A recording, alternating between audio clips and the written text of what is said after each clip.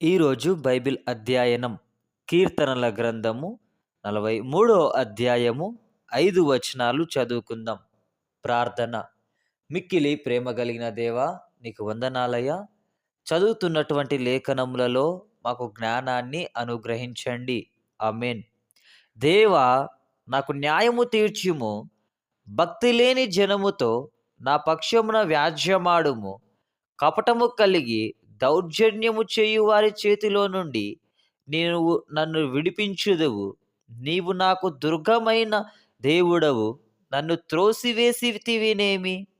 నేను శత్రు బాధ చేత దుఃఖాకాంతుడనై సంచరింపనేలా? నీ వెలుగును నీ సత్యమును బయలు దేరజేయుము అని నాకు త్రోవ చూపును.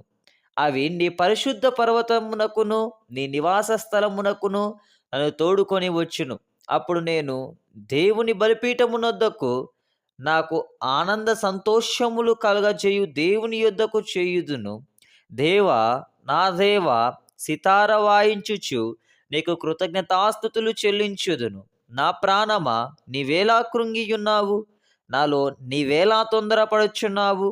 దేవుని యందు నిరీక్షణయుంచుము. ఆయన నా రక్షణకర్త, నా దేవుడు. ఇంకనూ నేను ఆయనను స్తుతించెదను. ఆమేన్. చివరి ప్రార్థన. మిక్కిలి ప్రేమ కలిగిన దేవా, నీకు వందనాలయ్యా.